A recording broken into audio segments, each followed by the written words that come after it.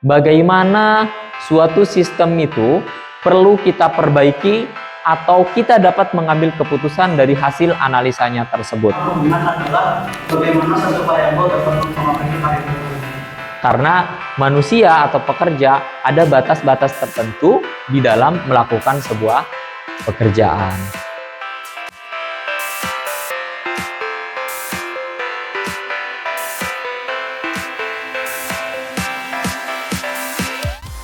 Bismillahirrahmanirrahim. Assalamualaikum warahmatullahi wabarakatuh. Salam sejahtera untuk kita semua. Perkenalkan, saya Sudiman STMT, dosen Program Studi Teknik Industri Fakultas Teknik Universitas Pamulang.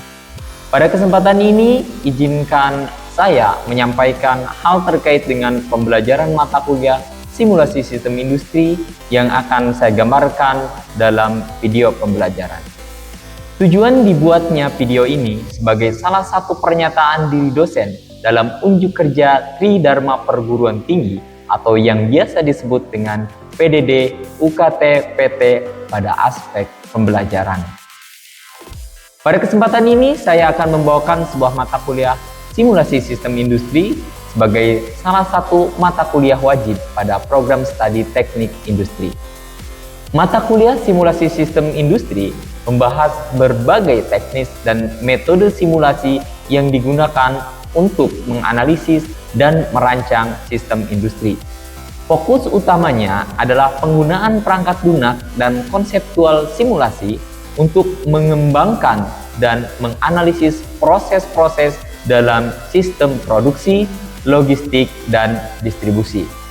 Mahasiswa akan diperkenalkan dengan model-model simulasi yang dapat digunakan untuk memecahkan masalah dalam meningkatkan efisiensi operasional dalam dunia industri. Adapun tujuan pembelajaran pada mata kuliah ini, yang pertama, mahasiswa berkontribusi dalam peningkatan mutu kehidupan bermasyarakat, berbangsa, bernegara, dan kemajuan pada peradaban berdasarkan Pancasila. Mahasiswa berpartisipasi menunjukkan kinerja mandiri, bermutu, dan terukur dalam dunia kerja dan kehidupan masyarakat. Kemudian, mahasiswa mampu menguasai konsep teoritis, sains alam, aplikasi matematika rekayasa, prinsip-prinsip rekayasa atau engineering fundamental, sains rekayasa, dan perancangan rekayasa yang diperlukan untuk menganalisis perancangan sistem terintegrasi. Mahasiswa mampu mengidentifikasi, memformulasikan, dan menganalisis masalah rekayasa kompleks pada sistem terintegrasi berdasarkan pendekatan analitik, konseptual, ataupun eksperimental. Sedangkan pencapaian pembelajaran dari mata kuliah ini setelah menyelesaikan perkuliahan untuk mata kuliah simulasi sistem industri, mahasiswa mampu menganalisis dan merancang pemodelan pada sebuah sistem dengan mengacu kepada teknik-teknik pemodelan yang relevan. Sistem pembelajaran akan dilakukan melalui kombinasi ceramah, diskusi kelas, serta studi kasus. Mahasiswa akan bekerja secara individu ataupun kelompok untuk merancang, menyimulasikan, dan menganalisis berbagai permasalahan di dalam sistem industri. Mata kuliah ini berjumlah sebanyak 2 SKS dan 14 pertemuan. Durasi dalam setiap pertemuan yaitu 100 menit sesuai dengan ketetapan yang ditentukan oleh peraturan pemerintah. Kemudian, setelah dilakukan pembelajaran di dalam sistem pembelajarannya, kita adakan evaluasi yang pertama melalui ujian tengah semester, di mana akan menguji pemahaman mahasiswa tentang teori dasar sistem dan perancangan dalam sistem industri. Kemudian, ujian akhir semester yang akan lebih menekankan pada kemampuan mahasiswa dalam merancang, menjalankan simulasi, dan menganalisis hasil simulasi untuk suatu kasus industri. Tugas kelompok ataupun tugas individu yang mencakup pembuatan laporan simulasi yang menyarankan perbaikan atau optimalisasi dalam sistem yang telah dianalisis. Partisipasi kelas atau presensi Mahasiswa diharapkan aktif dalam diskusi dan mempresentasikan hasil simulasi mereka di kelas. Di dalam mata kuliah ini, saya mengambil beberapa referensi sebagai bahan perkuliahan, di antaranya Banks dan Carson, yaitu Discrete Event Simulation, edisi kelima, kemudian ada Law, Simulation Modeling and Analysis, serta Fishman, Discrete Event Simulation, Modeling Analysis and Application dari Springers. Bobot perkuliahan untuk UTS sebanyak 30%, UAS 40%, tugas 20%, dan partisipasi sebanyak 10%. Namun jika mahasiswa kurang dari 75%, maka secara otomatis akan mendapatkan nilai D.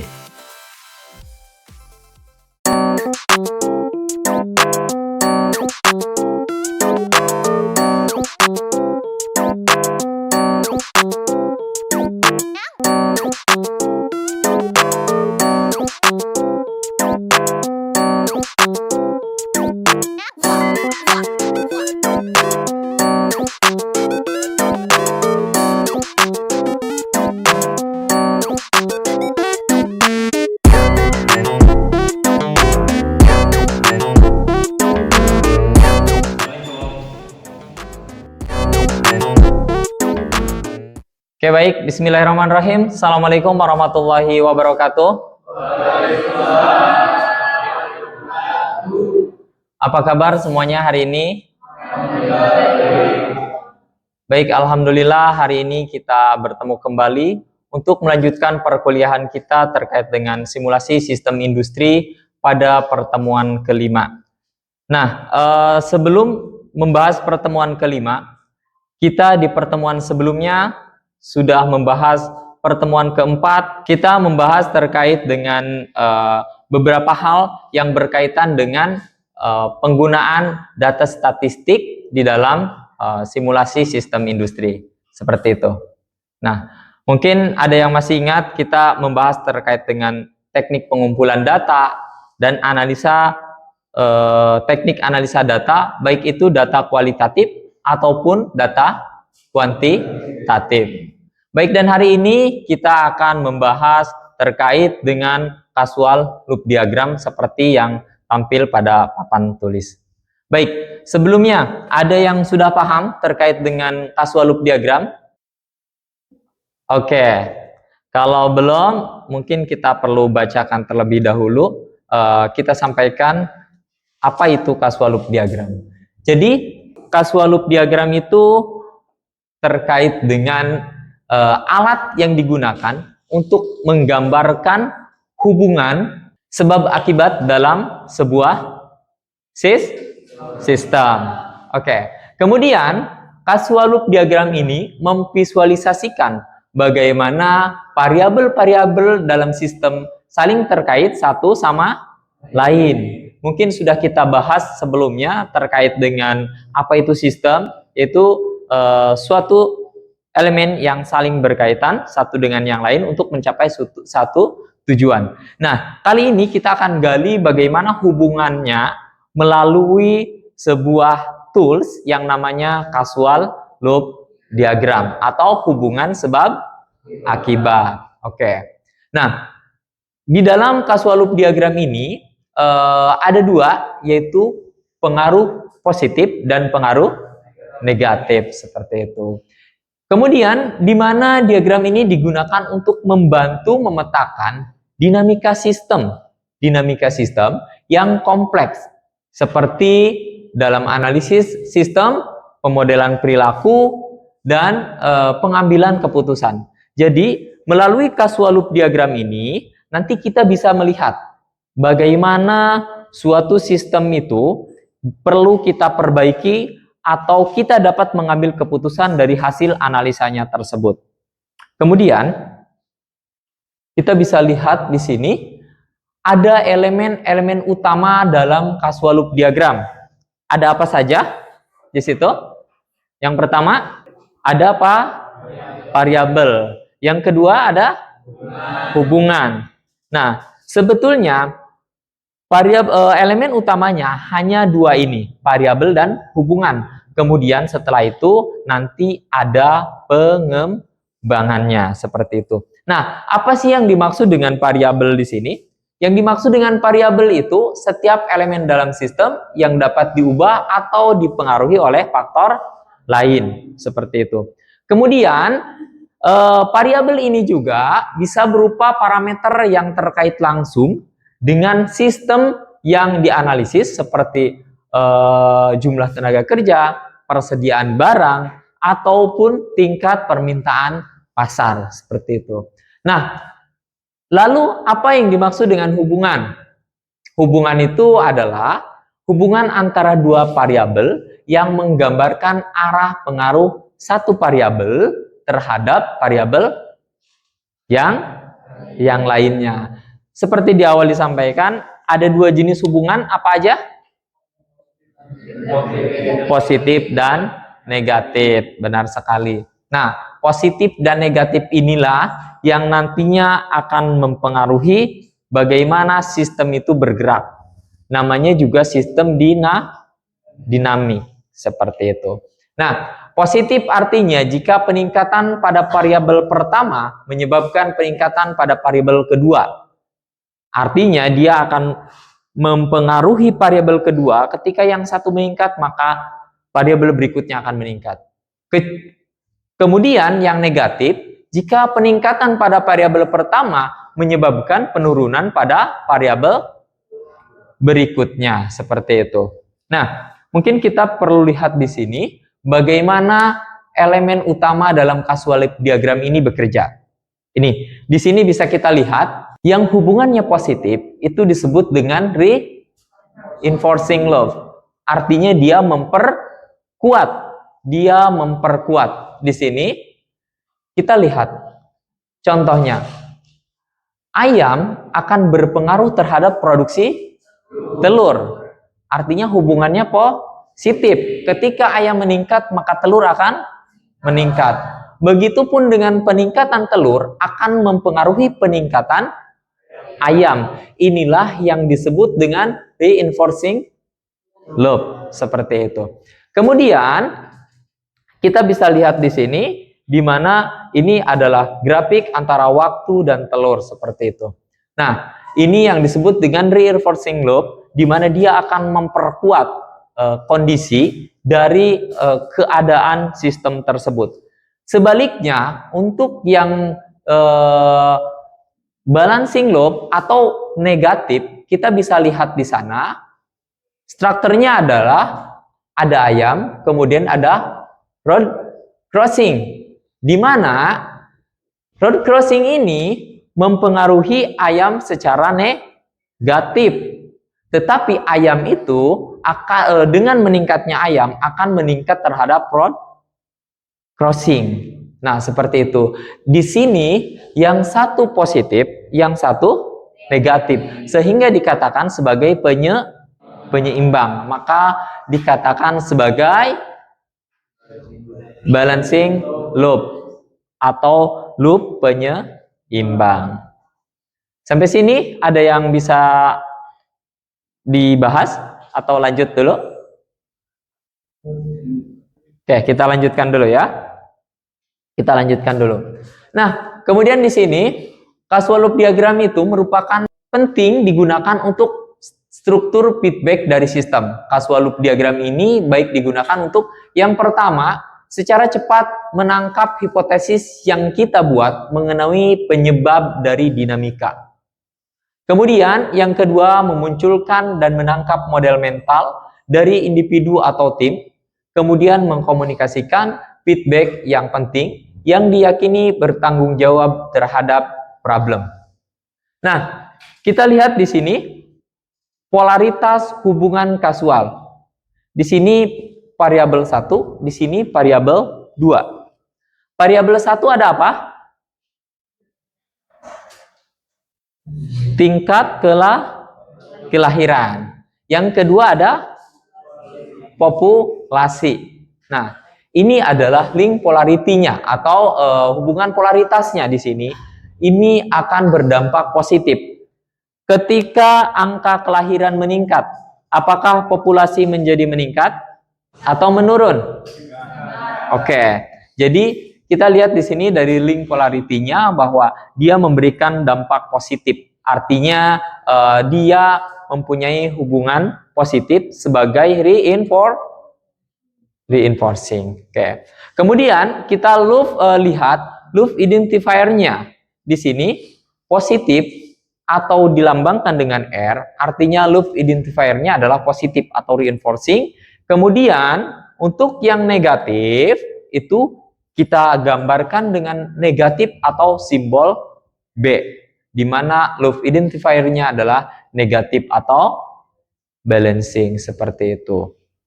Nah, kemudian kita lihat lagi di sini bagaimana kita memberikan contoh sederhana pada casual loop diagram tadi. Ada yang ingin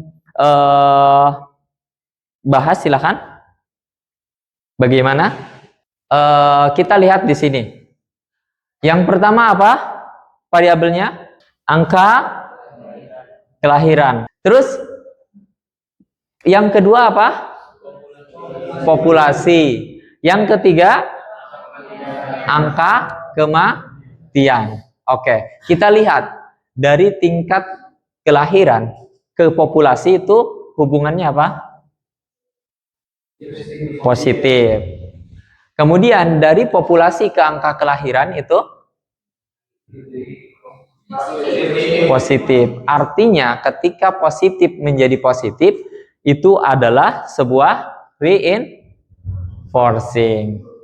Kemudian dari populasi ke angka kematian itu hubungannya apa? Ayo, populasi ke angka kematian positif. Kalau kematian terhadap populasi negatif. Ini membentuk sebuah loop keseimbangan atau balancing loop seperti itu. Nah, kita lihat bahwa di sini berdampak terhadap rata-rata lifetime atau usia dan juga fraksional dari angka kelahiran seperti itu. Oke. Kemudian apakah dengan casual loop diagram semua bisa kita lihat? Gimana? Hubungan di dalam sistem dengan casual loop diagram semuanya bisa kita lihat? Ada hal-hal yang belum bisa kita lihat secara detail. Maka dari itu, kita butuh bantuan yang namanya stock and flow diagram. Nah, apa itu? Ini merupakan tools yang digunakan untuk dapat melengkapi kekurangan casual loop diagram, menangkap struktur stock dan flow dalam sistem. Kemudian, sistem dinamik ini membuat diagram tertentu bagi stock dan flow. Adapun notasi yang digunakan, yang pertama yaitu stock. Stock itu ditunjuk dengan bentuk persegi. Kemudian ada inflow, kemudian ada outflow, valve, dan awan. Nah, visualnya seperti ini. Ini notasi dalam stock flow diagram. Nah, ada apa aja? Stok itu digambarkan menggunakan persegi ya. Oke, nih. Kemudian untuk flow-nya itu digambarkan dengan panah dan valve-nya itu digambarkan dengan flow regulator. Kemudian yang terakhir ada awan, source atau sink, stock outside model boundary di sini ya. Kemudian bagaimana penjelasan terhadap notasi dalam stock flow diagram ini? Oke, saya mau ke belakang ya, supaya lebih interaktif. Kita lihat, yang paling pertama apa Mas? Awan, betul, awan. Awan itu sebagai source atau sumber. Kemudian dia dihubungkan menggunakan sebuah panah, yang berarti adalah flow. Kemudian masuklah dia dikendalikan melalui sebuah valve atau untuk buka tutup ya. Oke, seperti itu. Untuk buka tutup. Kemudian setelah itu masuklah ke sebuah ruang atau sebuah kondisi di mana itu sebagai stok seperti itu. Nah, setelah stok itu kembali masuk plow dan di situ ada plow regulatornya, kemudian ke sink atau tempat terakhir seperti itu. Jadi seperti itu. Nih kita lihat contoh sederhana di bawahnya. Mas, kira-kira dari contoh itu seperti apa, Mas? Yang paling bawah. Ada production, kemudian inventory, dan shipment. Oke. Kurang jelas. Bisa dijelaskan, Mas, yang contohnya, Mas? Ya, yang ini. Kita lihat di sini. Di sini pertama ini production. Artinya di sini ada proses produksi, di sini ada inventory, kemudian melalui proses produksi, ini adalah kerannya. Bagaimana kalau proses produksi telah selesai, maka dia akan masuk ke inventory. Inventory ini masuk ke sebuah plow yang mana sebagai kerannya yaitu pengiriman, dan ini adalah bisa dealer, bisa end customer dan lain sebagainya. Seperti itu. Untuk stok dan plow diagram kurang lebih seperti itu. Oke, kita lanjut. Sebelum ke langkah-langkahnya, ada yang ingin ditanyakan? Ada yang ingin ditanyakan?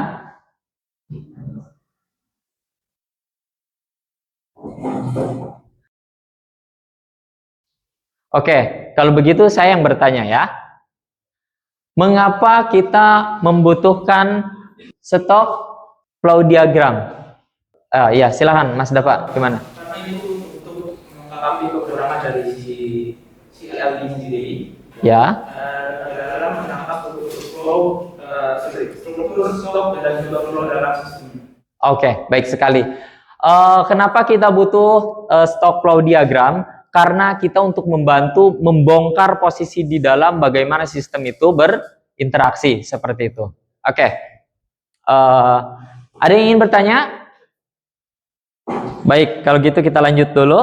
Ini langkah-langkah di dalam membuat casual loop diagram. Langkah pertamanya, yang paling pertama yaitu identifikasi variabel. Tentukan elemen-elemen yang mempengaruhi sistem yang sedang dianalisis. Kemudian yang kedua, tentukan hubungan sebab akibat. Kemudian yang ketiga, tandai hubungan positif dan negatif. Kemudian yang keempat, identifikasi loop, dan yang kelima, verifikasi dan analisis data seperti itu. Nah, baik, kita akan lanjutkan. Ini ada contoh atau contoh studi kasus dalam casual loop diagram.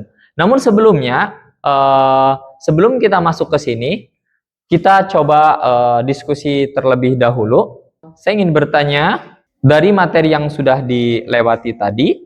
Pertanyaannya adalah apa saja yang membentuk atau yang termasuk ke dalam elemen utama casual loop diagram? Elemen utama dalam casual loop diagram. Yang pertama itu adalah variabel dan yang kedua adalah hubungan. Variabel ini adalah seluruh elemen yang dapat diubah atau dipengaruhi oleh variabel lain, sedangkan hubungan adalah bagaimana satu variabel dapat mempengaruhi variabel lain. Oke, baik, betul sekali ya. Oke, selanjutnya ada yang ingin bertanya dari sebelah sini? Tadi kan yang ngomong positif negatif, saya mau menanyakan bahasanya bagaimana cara kita bisa menentukan apakah hubungannya positif atau negatif. Oke, nah ini yang perlu juga kita perhatikan terkait bagaimana cara kita menentukan negatif atau positif seperti itu ya. Oke, kita akan melihat ketika satu variabel itu bergerak dan dia mempengaruhi variabel berikutnya untuk bergerak meningkat juga, maka itu kita berikan positif. Contohnya misal begini, ketika produksi meningkat, maka kebutuhan baku akan meningkat. Ketika kebutuhan bahan baku meningkat, maka permintaan akan bahan baku dalam hal ini pengadaan juga akan meningkat. Nah, itulah yang disebut dengan reinforcing, positif hubungannya. Berbeda ketika ada satu hubungan yang dia membentuk keseimbangan. Contohnya misal begini. Ketika produksi meningkat, maka tingkat kelelahan terhadap karyawan akan menurun apa meningkat? Meningkat. Yang harus kita lihat adalah ketika ketika produksi meningkat, akan ada hal lain yang menurun. Apa? Bisa jadi performa, productivity. Karena manusia atau pekerja ada batas-batas tertentu di dalam melakukan sebuah pekerjaan. Oke. Cukup jelas ya? Oke, cukup jelas. Kalau begitu, kita akan coba masuk ke sebuah studi kasus ya. Studi kasus, di mana studi kasus di sini bisa kita lihat untuk soalnya seperti ini. Nah, oke, kira-kira seperti ini dari analisanya. Oke, ini supply terhadap stok, kemudian stok terhadap sales, sales terhadap customer, kepuasan pelanggan, kemudian ini stok terhadap permintaan akan menyebabkan stok berkurang, kemudian juga kepuasan pelanggan terhadap stok. Kira-kira seperti itu dari bentuk visualisasi dari causal loop diagram yang kita buat. Oke, ada yang ingin ditanyakan dari pembahasan ini? Oke, baik. Untuk pembahasan kali ini, tugasnya sudah saya kirimkan. Nanti kalian bisa coba tugas individu supaya untuk mempertajam skill di dalam membuat causal loop diagram ini. Selain itu juga absensi sudah kita tadi lakukan. Oke, jika memang tidak ada pertanyaan untuk pertemuan kali ini, kita akhiri. Sekali lagi, ada pertanyaan? Cukup, baik. Terima kasih banyak untuk pertemuan kali ini.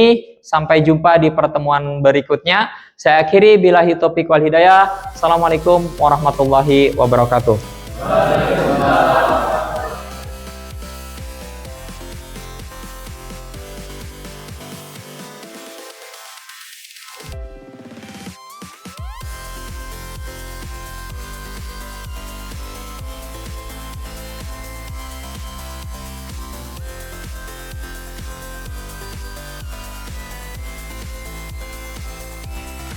Baik, demikianlah tadi video pernyataan diri dosen dalam unjuk kerja Tridharma Perguruan Tinggi.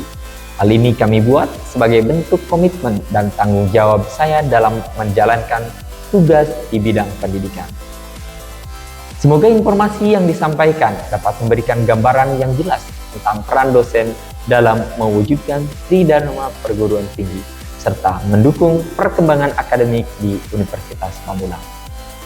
Saya mengucapkan terima kasih yang luar biasa kepada Direktorat Sumber Daya Dirjen Pendidikan Tinggi, Sains dan Teknologi Republik Indonesia atas dukungannya yang luar biasa dalam pengembangan pendidikan tinggi di Indonesia, khususnya dalam mendukung penerapan PDD UKT-PT.